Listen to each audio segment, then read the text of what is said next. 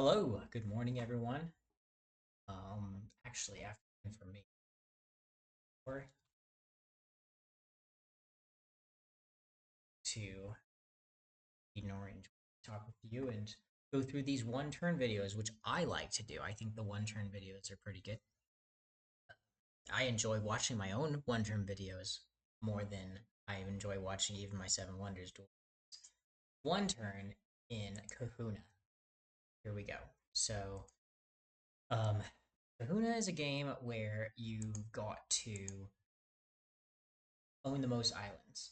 And when you have more a majority of the links to an island, you own the island. And then anybody else who has a link to that island loses those links. So, best case like, to do in the very beginning of the game is just draw from the top of the deck. That's going to be a random card because you don't want them to figure out what your strategy is going. That's Kahuna for you. So now you know 1 minute in, you already know how to play Kahuna. We're going to go through 23 different games. It's going to be a 23-minute video probably because like 1 minute per game is what I'm thinking. So here we go. Point salad, probably take a point card if you're going for a few amount of points, or sorry, a few amount of veggie strategies. So like right now I have a fewest carrots, and so then following that I grabbed a -1 point per carrot. But maybe doing this grab all the point card strategies is making me want to grab more tomatoes. So I'm going to grab yet another tomato card. It's also going to take a carrot out of play. So definitely want to have the fewest carrots. I'm hoping that my opponent can take some carrots so that I will have the fewest carrots. I already kind of do, so that's why I have 7 points. You see up there. But we're going to move on because we're at the 2 minute point and we're on our third game. Now, this game is Sushi Go. And Sushi Go, my whole thought was I'd be able to use this wasabi and combo it with a salmon nigiri. Because nigiris are pretty common in the game. But nope, didn't get to do that. So now I'm just going to take an overwhelming amount of maki rolls. Call it good there. I'll win on the maki rolls, getting 6 points. But the sashimi and the chopsticks are not doing squat for me. Sure, I'll take these chopsticks and then I'll grab a bunch of things, but the sashimi, since there's not three of them, it's not going to help out. So we're moving on. 2 minutes and 30 seconds into the video, we've already covered 4 games. We're about to cover this fourth game. This is Martian dice. So I keep rolling until all the dice are locked in, and then I can lock them all in at any time. But if I ever lock them in and there's more red than there are green, then I get no points. All the other faces, not red or green faces, count as points. I want to get to, I believe, 25 points. So, with that fastest explanation that's ever been done for Martian dice, I'll just play my turn. First, accepting the greens to combat the reds. Now, reds do auto lock. I locked in those greens. Now I pick another color to auto lock. You only pick one color. I'm going to pick the whites. That's 2 points rather than a single 1 point. And then finally, I'll pick the green. I'll even add a little bit of strategy to the game for you because we got time. 2 of the sides are green.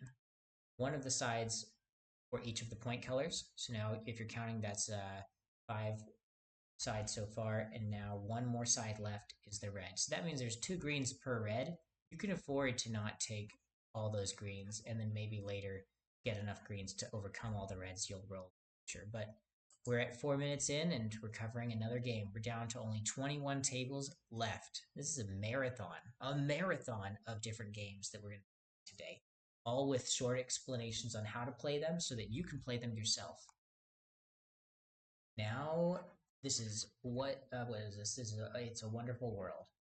So I've got this basic strategy of It's a Wonderful World where you take a recycling plant and then you take 2 cards that recycle the required resources, gray, or some people call it white, for getting the recycling plant, which costs 2 resources. With that explanation, you already know how to recycle cards and turn them into resources to pay for other cards' resource cost.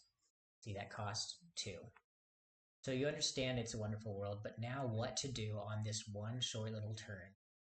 The answer is probably to do something that uses the card's resources you're going to get. So production is 2 whites. So let's grab something that gives white. or that cost white. I think the submarine's the right answer. Could be totally wrong. It's also good to look at what your opponent's doing, what they want to do. I want a blue strategy. They're wanting to get the offshore rig. That's going to take some grays to do. Let's take away this last gray, so they can't do it. Let's see if I end up giving them a gray, or if they took a gray. They didn't, so they won't be able to do the offshore rig, which would have been a cool card to start with for them. Oh, they will if they take the bionic graphs. I'll just take bionic graphs myself. I have no problem doing that. And there's 2 nuclear plants, so I could get a nuclear plant, which is a pretty good card. It's only a 2-player game I'm seeing. All right, we're almost at 6 minutes. We're down to 19 tables left after this one here. Conspiracy is Abyss Junior, Abyss Light. Some would say a better game than Abyss. But I do like the meat of Abyss. Well, what do you do on your turn? You either take one group of colors that's face up, or you draw 1, 2, or 3 cards and take one of those. So I'll do 3 cards, I guess, unless I need to block something for my opponent. The next card they place will be a green. Having a bunch of greens in a row would be good for them. Maybe I need to take this green. That's what I'll do. Okay, so done that. My opponent has a bonus per blue key. There's 2 different key types in the game. The gold keys are a little rarer than the silver blue keys. No, I call them blue keys, but they're probably silver keys. There we go. It says silver right there. So I'll just be watching for that, but no issue leaving them a gold key. All right. I also, with that, have 2 pearls, or 2 more pearls. So now I'm at 4 pearls. That gets me a bonus 5 points. If they match me in pearls, they steal it. It's kind of a cool mechanism. Instead of needing to beat me in pearls, they just need to match me to steal it. And I think that is good because it causes a lot more switch up of the points.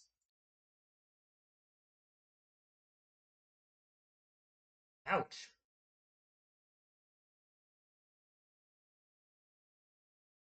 I'm taking Nisaba because they just took military from me. They built the walls. The only way that they can lose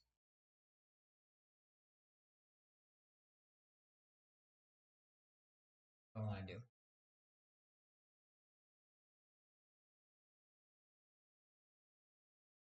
The only way that they could lose this game is from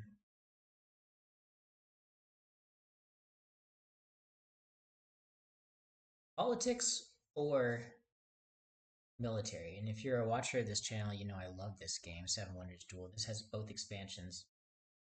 There are 3 options here. I could take strategy and hope to get more military, but because they already took the walls card and pushed me 2 down, it's not going to be likely that I'm going to military in H2.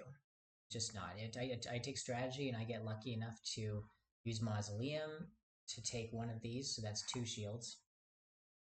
Build this wonder, which gets another shield. I have enough extra turns now that I could manipulate the rest of them to get 2 more shields after that, so that'd be 6 if I had strategy.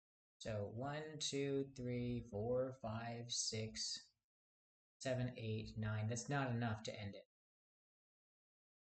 in military. Now, could I win in politics, maybe?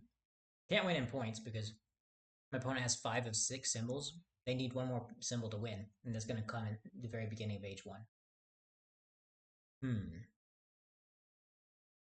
I think the answer is politics. I have political maneuver where I could add 1, destroy 1, and move 1. That's going to be a game over if I just push that strategy. But how do I do that with so little coins? I think right now might be a good idea to use corruption. The reason why I'm not going to do theology is that would be a more defensive move. How many extra turns do you really need? 2. You don't need 3. Okay. I've also got Nozos, so that'd be cool to get an extra turn plus a thing out of it, but I'm really low on the dough right now with only 1 coin. And if they discard this one, this is just thinking tactfully. I want to be able to grab whatever's underneath here. and be able to place 3 tokens. So corruption it is. I will be able to combat them if they do that move. Discard this one. And then I also have Mausoleum, and I believe Mausoleum would let me build the Senator from down here. So I've got this whole area definitely covered. And my goal now is to just grab all of the white cards, that side, and then that side, and then just win the game via corruption. Because now all these are free. I think that was the right move, but I'm not an Agora expert. This is the Agora expansion right here. I'm more of a Pantheon expert. But in Age 1 and 2, Pantheon doesn't really play as much of an effect. I mean, it does with Raw, but I already used Raw. It's more Age 3 that really is going to matter for the Pantheon expansion. The setting up of all the gods. Well, I could be wrong saying that. Like, I think if you're really both players have a lot of money, then they're both going to go back and forth with these. But the hard hitting, powerful cards are in Age 3, so there's enough of a thought that maybe having some gods left over in Age 3 could allow you to stagger the pyramid and pay the money to stagger it, and Zeus could stagger the pyramid and kill off a card and give you the cards that you need to seal the deal and win the game in Age 3. So the last 2 or 3 gods that are still around are so important in Age 3. But that won't matter. In Agora's expansion, yeah, with Agora, you can just win the game early, and that is what I intend to do. I'll build this one when they build that one, and then I'm gonna build this one, and then I'm gonna build this one. And even if they use a bunch of military, that's game after that. Alright. So, wow, 11 minutes in. I said this video would be 21 minutes. Because we had 23 games or 21 games. But had to do the full analysis 7 wonders. Oh no. So Marco Polo is a game where in the beginning you pick 3 or 4 locations that you want to travel to. It's a traveling game. And I'll zoom in here. The 3 locations that I picked are here, here, and here. From the cards that I was given. I could have picked different ones, but if I visit all those, that's going to get me 7 plus 4 points, plus an additional bonus, because 3 of those were different, so 6 more points. Yeah. So I think it's really important for me to go to Carcacoa. The other way to play this game is don't even leave Venezia. Don't even leave there, and just get a bunch of contracts and fulfill contracts the whole. It's very cool. I have a very good starting contract that makes me move 1 forward, and I want to use that to my advantage.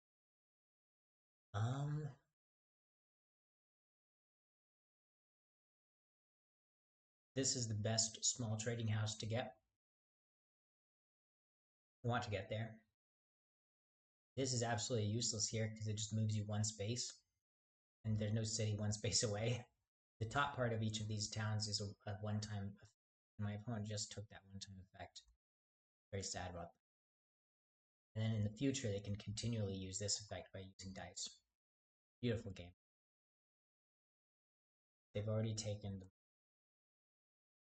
Now, I think what I should do is just get a movement myself, and I'll just travel down there even though they took the bonus. And then I'll hit up Adana, and then I'll save up a bunch of coins to travel to Kochi, and then I'll go up to Xi'an. But we'll be competing the whole way. Then I'll end on Khartoum, which is the most important city for me. Both of my goals require Khartoum. So that's my strategy. Sticking to it. I'm going to spend a 5 right here so I can get 2 coins because I need coins for my long-term strategy. And yeah, we're going to fulfill this thing and move 1 space right here. Then try to move 2 spaces later on. I'm going to use my 2 and my 4 die. You can't see that, but I have a 2 die and a 4 die. And I use those so that I can go 2 spaces after that to Adana. And then for the rest of the game, I get that bonus, which is 2 different resources. Any exclamation point in the game is 2 different things. The question mark in the game is you pick a small city and you copy it, one that you have or don't have. So I could get 4 different resources, which is probably what I'm going to end up doing every time, and then fulfill contracts. And that's a good strategy. It's like a way to win the game, like consistently, is just fulfilling a ton of contracts. But you're also balancing your movement to these different cities while you're fulfilling contracts. And some of these contracts give you movement. But there are some players who just stay in Venezia and just don't travel very far from there, and they just get a bunch of points. The issue with that is if you go to Beijing, you get a bonus amount of points. If you're the first one, 10 points, verse 7, verse 4, verse 1. So you do eventually want to get to Beijing also. So my route that I'm going to take is going to go through Beijing and then hit Khartoum. I think it's going to score a lot of points and it might work out. But that is Marco Polo. Sorry, a lot of stuff for Marco Polo. Not looking good on finishing in time because 5 tribes. That is going to be a pretty tough one to fully explain. So I won't explain too much here, but there's some good moves here. That's a good move right here. Um, any other good moves? I see one really good move, and it's really good because it would get you gold, get you this, this, this, and this. Um, so I think that's worth a lot. So let's see, that's worth each of these by the end of the game. If you go resource strategy, should be worth 5 or 6 points. So 6, 12, 18, 24. And then one of these guys who could be worth points 24, 25, 26, 27, 29, 30, 31, 32, 33, 34, 35, 36, 37, 38. This is a 38-point move right here. But I don't want to overpay. So I will spend. Dang, there's not very many good moves. That'd be powerful. Be a powerful move. But I'm not going to spend 18 so that I can only get a 30-point move, because then that's like only a 12-point move, and you want to be able to be scoring like 15-point moves every turn. So I think the right answer is a 5 and an 8. There's only one good move, right? If there were 2 good moves, then I wouldn't bid very much. But only one good move, so I'm going to do it. I'm going to risk it. 5 and 8. That guarantees me that I get 2 turns, one after the other, and I could use this turn to set up the next turn. Then my opponent's going to bid 12, or they're going to bid 0. And then if they bid 0, I'm set. I'm going to really set up some good turns. Oh my goodness, that's going to be powerful. All right, next up, after 5 tribes, I think we'll cut the video after this one. This is Yokohama. It'll be just a short 20-minute video. Short, I know, right? Yokohama. Place some squares and get bonuses from it. So say continue. If I use a foreign agent, I don't get that foreign agent point at the end of the game, which is 1 point.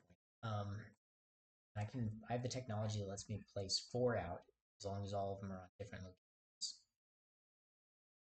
1, 2, 3.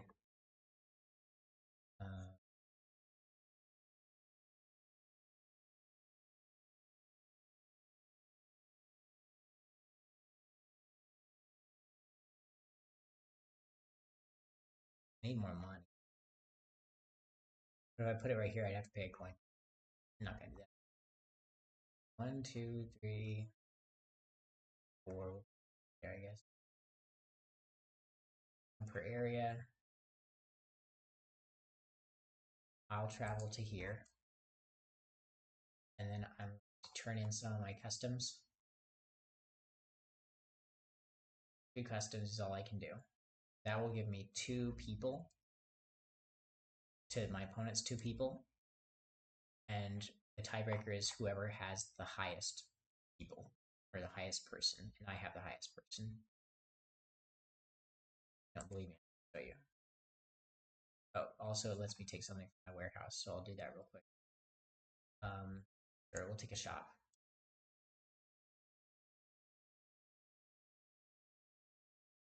Continue. Oh, next turn will be the last turn, dang. But yeah, I have the highest person here. That was important that I pulled that off. Um, yeah. And what about the temple? Or the church? Do I have the most church? Yeah, there's only one in the church and it's mine. So I could place another in the church and score 14 points. Not gonna get 14 points. Probably get some other amount of points. But that's the 20-minute video. Thank you so much for watching. And yeah, Yokohama's a great game. Marco Polo's a great game. We covered a lot of great games in this video. And check them out. I gave you a little bit of a rundown on how to play them. And let me know in the comments if you got any questions. Thank you so much for watching this.